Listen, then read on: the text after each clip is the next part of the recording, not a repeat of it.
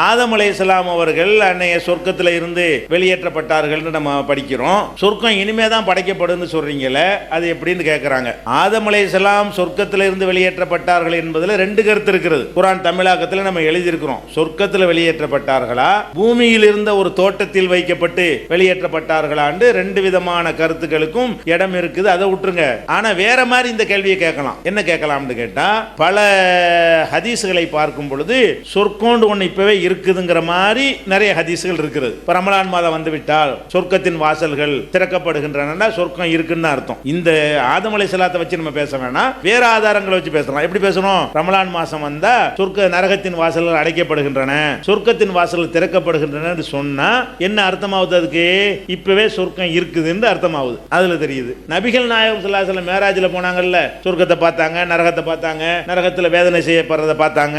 அதெல்லாம் வச்சு பார்க்கக்கூடிய நேரத்தில் நரகம்லாம் இப்ப இருக்குது, சொர்க்கம்லாம் படைக்கப்பட்டு இருக்குது என்கிற மாதிரி எல்லாம் வருது. ஆனா நம்ம என்ன செய்யறோம்? சொர்க்கம் வந்து இனிமே தான் படைக்கப்படும் நம்ம சொல்றோம். அது உண்மைதான். அது ஆனா ரெண்டு முரண் ஒண்ணும் கிடையாது. அல்லாஹ்வை பொறுத்த வரைக்கும் அல்லாஹ்வுக்கு ஒரு தனி ஸ்டைல் வச்சிருக்கிறான். அல்லாஹ் என்ன ஸ்டைல்னு கேட்டா, நம்ம ஒன்று உண்டாக்கிட்டோன்னு வைங்களேன், அது அழியக்கூடாதுன்னு பாதுகாக்க விரும்புவோம். இந்த மைக்கை ரெடி பண்ணிட்டோன்னு வைங்களேன், இது உடஞ்சிடக்கூடாது, அப்படி வச்சுக்கத்தான் ஆசைப்படுவோம். அல்லாஹ் பொறுத்த வரைக்கும் அவனுடைய ஸ்டைல் என்னன்னு கேட்டா, ஒவ்வொன்றையும் அழிச்சிட்டு படைக்கணும். நான் யாருன்னு காட்டுறதுக்காக வேண்டி அப்படியே அவன் சொல்லி காட்டுறான். அவனுக்கு தான் அவனுக்கு என்னது, ஓஹுவல் முபுதி ஊவல் முஈத், ஃபர்ஸ்ட் ஒருக்கா படைச்சு ரெண்டாவது ஒருக்கா படைக்கிறவன் அவன். அல்லாஹ்வுடைய பேர்ல ஒரு பேர் என்னது, அவன் முபுதி ஒருக்கா படைக்க. அதனால நம்மளை படைச்சிட்டு மர அழிச்சிட்டு மர படைக்க போறான். அல்லாஹ்வுடைய வேலை என்னன்னு கேட்டா, எல்லாத்தையும் பூமியை படைச்சிட்டான்னு வைங்களேன், அல்லாஹ் என்ன சொல்லி காட்டுறான், இந்த பூமியை அப்படி அழிச்சிட்டு வேற பூமியை ஆக்குவாங்கிறான். இந்த வானத்தை படைச்சிட்டான்ல, மூடி கஷ்டப்பட்டு படைச்சிட்டுமே, அது நமக்கு கஷ்டப்பட்டு படைச்சிட்டுமே எப்படி அழிக்கிறதுங்கிறது நமக்கு உள்ளது. அவனுக்கு என்ன கஷ்டப்பட்டு படைக்கிறது?